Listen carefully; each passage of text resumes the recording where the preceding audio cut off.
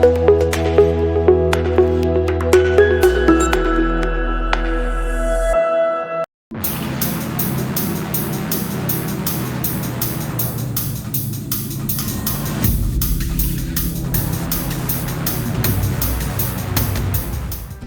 दोस्तों, real voice of India में आपका स्वागत है।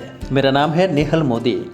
दोस्तों, आज हम बात करेंगे एक ऐसे साम्राज्य के बारे में जो दुनिया के सबसे मशहूर साम्राज्यों में से एक था, जिसका नाम है ऑटोमन साम्राज्य। ये साम्राज्य काफी सदियों तक दुनिया भर छाया रहा। चलिए शुरू करते हैं इसकी कहानी से। उत्पत्ति।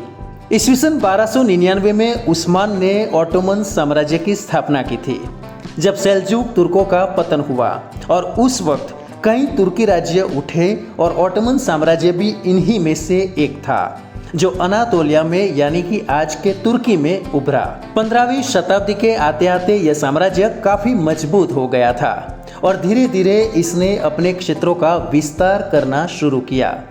इस साम्राज्य ने मिस्र, ग्रीस, तुर्की, बल्गारिया, रोमानिया और उत्तरी अफ्रीका एवं मध्य एशिया तक अपना नियंत्रण बना लिया था। सैन्य युद्ध। तो दोस्तों, ऑटोमन साम्राज्य इतना मजबूत कैसे बना? इसका एक कारण था उनका जबरदस्त सैन्य युद्ध। उनके पास एक ऐसी विशिष्ट लड़ाकू बल था जिसे जनिसरीज कहा जाता था। जनिसरीज वो ईसाई लोग थे जिन्हें गुलाम बनाकर लाया गया था, जो बाल्कन यानी कि अल्बानिया, मैसेडोनिया, सर्बिया जैसी जगह से लाए गए थे। इन लोगों को इस्लामिक आस्था में बदल दिया जाता था और फिर ये प्रशासक बनते थे या फिर सुल्तान के निजी अंगरक्षक और अपनी जान गंवाकर भी सुल्तान की रक्षा करते थे।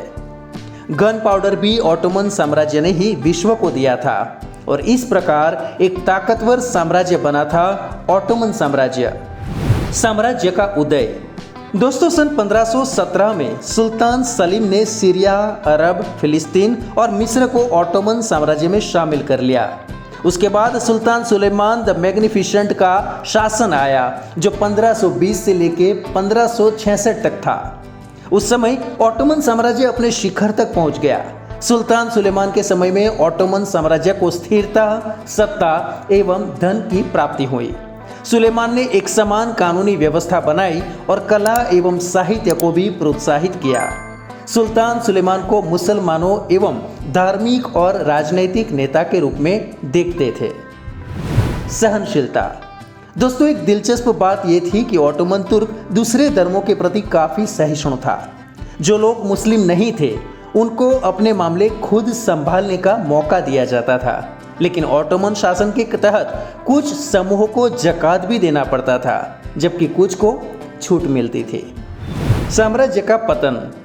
ईस्वी सन 1600 के बाद से ऑटोमन साम्राज्य का पतन शुरू हो गया। औद्योगिक और वैचारिक क्रांति की वजह से यूरोप तब तक काफ़ी मजबूत हो गया था।